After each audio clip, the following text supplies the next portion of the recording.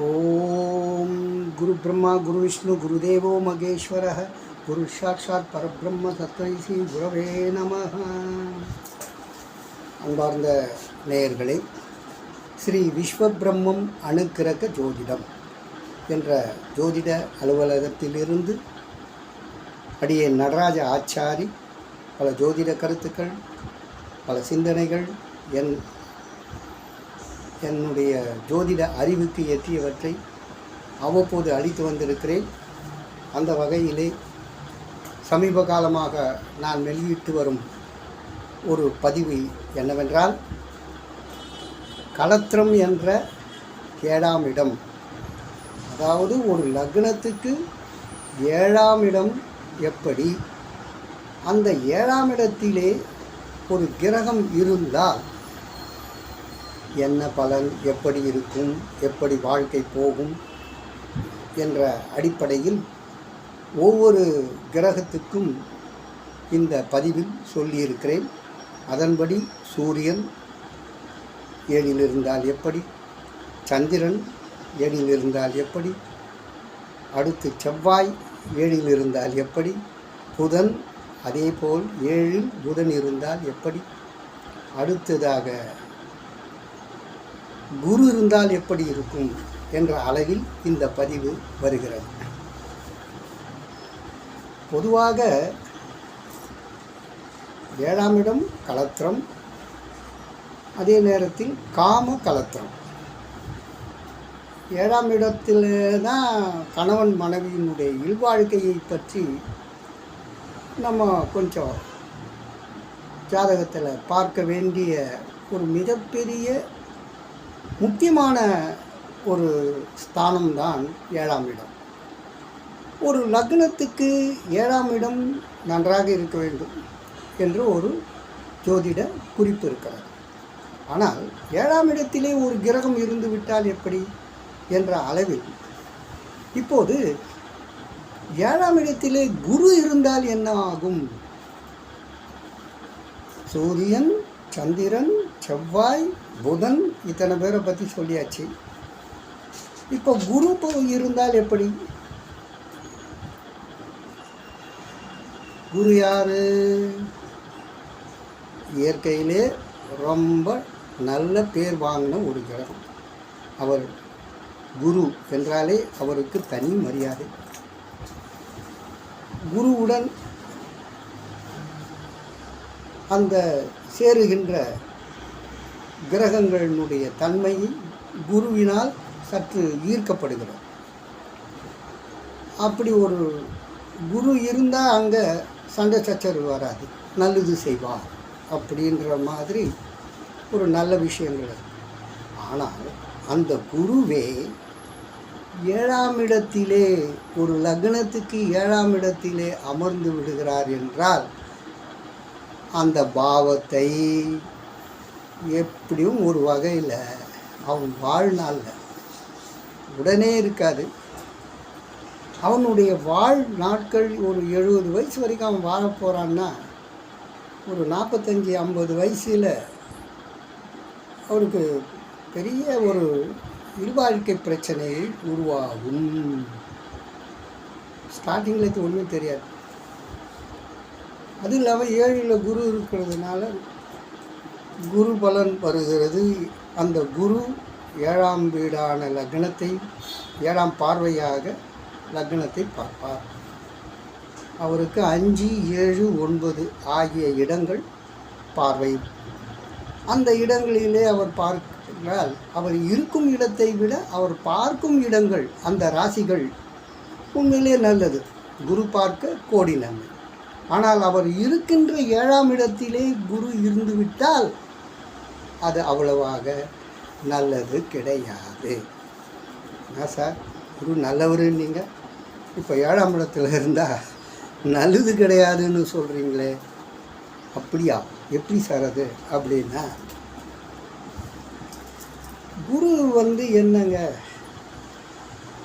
ஒரு ஆன்மீகம், தெய்வீகம், என்ன சொல்ல, தியானம், பிரார்த்தனை பண்ணுங்கள், இது பண்ணுங்க அப்படின்ற ஒரு குரு ஸ்தானத்தில் இருந்துவிட்டு அவர் போதிச்சுக்கிட்டே இருப்பார். ஆனால் அது இல்வாழ்க்கைக்கு ஒத்துக்குமா?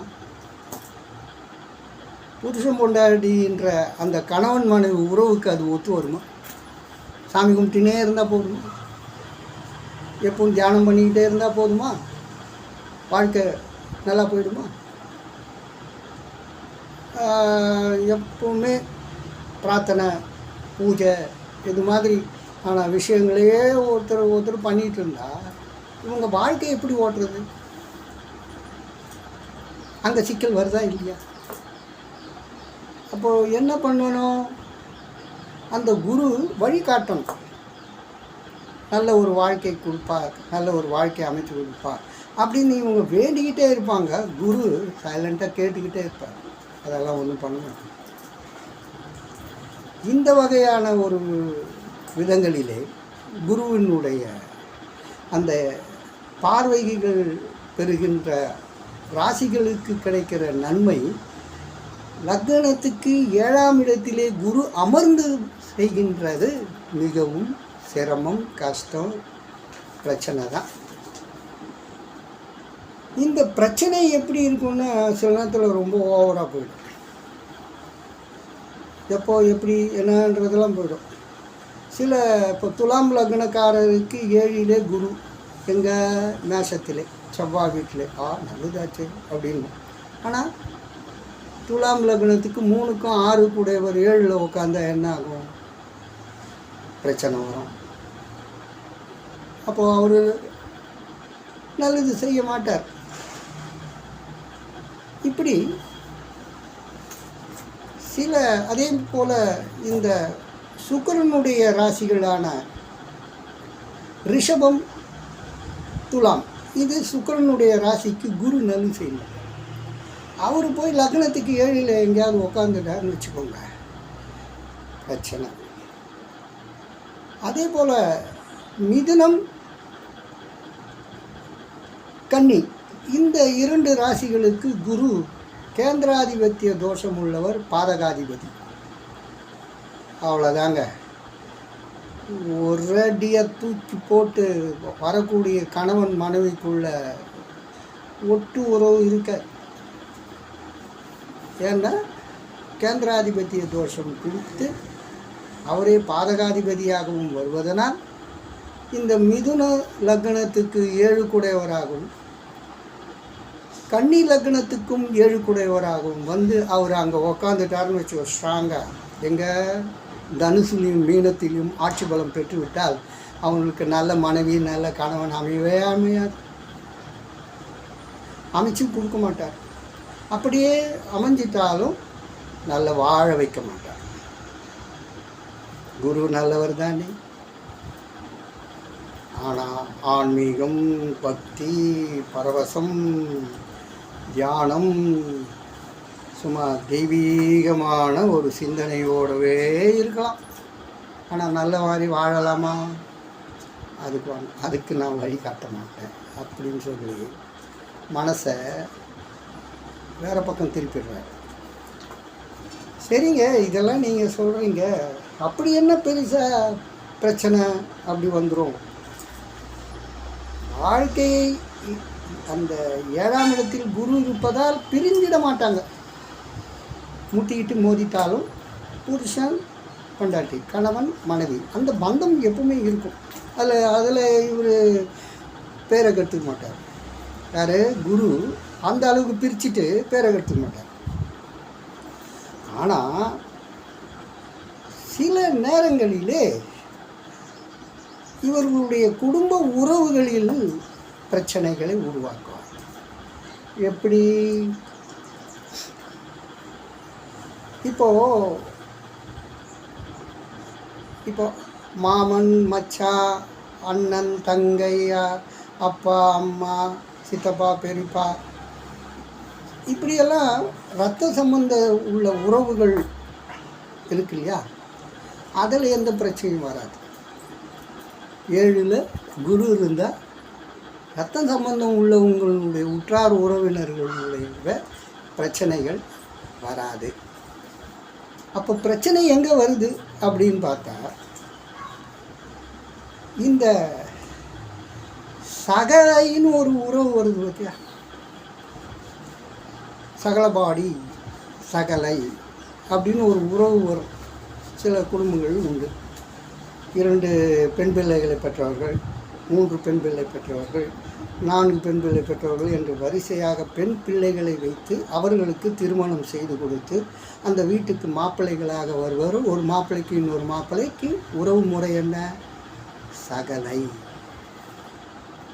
இந்த சகலைன்ற உறவை வச்சு குரு கொஞ்சம் கேம் ஆடிடுவார்.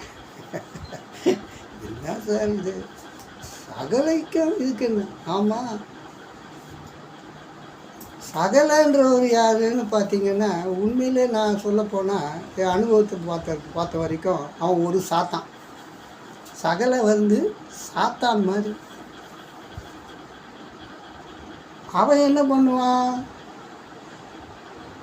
அண்ணன் அண்ணான்னு சொல்லுவான், அண்ணி அண்ணின்னு அப்படியே பாராட்டின்னு வருவான். அப்படியே சும்மா தன்னை பற்றி ரொம்ப பெருமையாக பேசுவான். நீ எது இருந்தாலும் என்கிட்ட சொல்லுனா, எனக்கு நிறைய பேர் தெரியும். நான் ஒரு ஃபோன் அடிச்சேன்னா அந்த இடத்துல அந்த காரியம் பட்டுன்னு முடிஞ்சிடும். அப்படி சொல்லி அவனை பெருமை பேசி அவன் என்ன பண்ணுவான்? உங்கள் மனசை கெடுப்பான். அதில் முக்கியமாக உங்களுடைய பெண்டாட்டியினுடைய மனசை கெடுப்பான். அப்போ அது எப்படி? அவன் நேராக அவனுடைய டார்கெட்டு உனக்கு இல்லை, உன்னுடைய மனைவியை டார்கெட் பண்ணுவான். அடிக்கடி நீங்கள் இல்லாத நேரத்தில் அவன் வருவான். எப்போ எந்த டைமில் நீங்கள் வெளியே போகிறீங்க, எந்த டைமுக்கு வீட்டுக்கு வரீங்கன்ற விவரம்லாம் கலெக்ட் பண்ணிடுவான். இல்லாத நேரத்தில் ஏதாவது ஒரு சாக்கு வச்சுக்கிட்டு உன் பொண்டாட்டிக்கிட்ட கொஞ்ச நேரம் பேசிகிட்டு இருக்கலாம் அப்படின்னு வருவான். யார்? இந்த சகலை என்ற சாத்தான். அப்போது குடும்பத்தில் பிரச்சனை வருதா இல்லையா? அவன் எதுக்கு வரணும் கொள்ளணும் அப்படின்னு உங்களுக்கு ஒரு சிந்தனை தோணும். சில நேரத்தில் என்ன பண்ணுவான்? நேராக வண்டி எடுத்துகிட்டு வருவான். டக்குன்னு இங்கே வண்டியை பிரேக் டவுன் ஆயிடுச்சு, அதனால் இங்கே விட்டுட்டு போகிறேன், நான் போயிட்டு வீட்டுக்கு திரும்பி போகும்போது எடுத்துகிட்டு போகிறேன் ரிப்பேர் பண்ணி அப்படின்னு சொல்லிவிட்டு வண்டி எடுத்துன்னு உங்கள் வீட்டில் விட்டுட்டு அப்படியே நீங்கள் இல்லாத நேரம் பார்த்து உங்கள் மனைவிக்கிட்ட ஒரு 1/2 hour பேசி அவன் இட்லி பூரி போண்டான்னு ஏதாவது கொடுப்பாங்களான்னு பார்த்து அப்படியே உக்காந்து அதையும் சாப்பிட்டுட்டு, இது வண்டி எடுத்துன்னு விட்டது எது? அக்கத்தில் இருக்கிறவங்களுக்கு சந்தேகம் வரக்கூடாது. அப்படி மாதிரி ஒரு சீனையும் போட்டு போயிடுவான். திருப்பி பார்த்தீங்கன்னா ஈவினிங் கரெக்டாக அந்த வண்டியை எடுத்துக்கிட்டு போகிறான் வரான்னு சொல்லிவிட்டு திருப்பியும் ஒரு காஃபியாவது சாப்பிட்டுட்டு உங்கள் பொண்டாட்டி கையால் அவனுக்கு எது கொடுத்தாலும் அமிர்தம் அப்படின்னு நினைப்பான். அப்படி கொடுக்க வைப்பான். அப்போ என்ன பண்ணும்? அதை சாப்பிட்டுட்டு வண்டியை எடுத்துன்னு அவங்க எதிரில் தள்ளின்னு போகிற மாதிரி போயிட்டு சந்தில் திரும்பி ஸ்டார்ட் பண்ணி எடுத்துன்னு. அப்போ வண்டி ரிப்பேர் ஆகலை. இதுலேருந்து என்ன தெரியுது? இது ஒரு கணக்கு. ஏன்னா இந்த போல் நிறைய நேரங்களில் பார்த்திங்கன்னா இந்த சகலைன்ற சாத்தான் வேலை செய்யும் நம்ம குடும்பத்தில். இவன் இந்த மாதிரியான விஷயங்கள்லாம் பண்ணி உங்கள் பொண்டாட்டிக்கிட்ட ஃபஸ்ட் கிளாஸாக பேசுவான். உங்கள் பொண்டாட்டி அடிக்கடி பேசுவாங்க.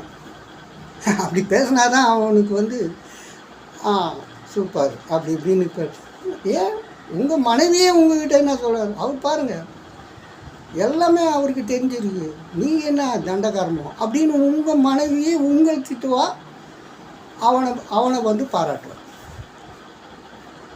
இது மாதிரியும் சில குடும்பங்களில் பிரச்சனை இந்த சகலைன்ற சாத்தான் என்ன பண்ணுது? குடும்ப வாழ்க்கையில் சிக்கலை உண்டு பண்ணுது. வருவான், அண்ணி நீ எதுக்கும் கவலைப்படாத, நீ என்ன செய்யணும்னு சொல்லு, நான் உடனே முடிச்சு கொடுத்தேன் அப்படின்னு சொன்னால் உங்கள் மனைவி என்ன நினைப்போம்? ஓ பரவாயில்லப்பா, ஓ இது இப்படி இருக்குது அப்படி இருக்குது. அந்த மாதிரியான ஒரு வகையில் உங்கள் மனைவி கிட்ட தான் அவனுக்கு நிறைய நேரம் ஸ்பெண்ட் பண்ணணும், பேசணும். அந்த மாதிரி சூழ்நிலையை அடிக்கடி அவனே உருவாக்கிக்கிட்டு உங்கள் மனைவியே தோண ஆரம்பிச்சுன்னா இந்த ஆள் இன்றைக்கி வரேன்னு சொன்னால் வரவே இல்லை. அப்படின்னு உங்கள் மனதுக்கே தோண வச்சுக்குவோம்.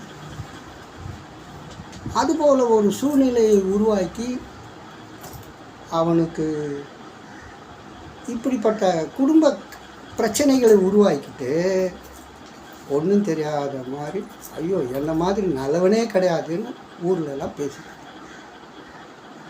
இது போல் இந்த சகலைன்ற உறவு முறை ரொம்ப மோசமான சாத்தான் உறவு.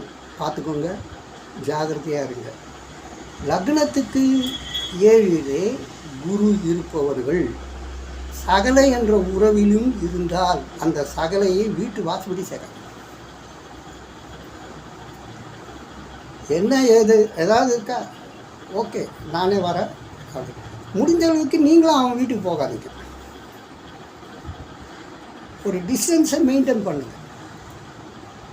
ஏதாவது கொடுக்கணும் கொள்ளணுமா, நான் வந்து தரேன், இல்லை வேறு ஆள்கிட்ட கொடுத்து அனுப்பிச்சிடுங்க.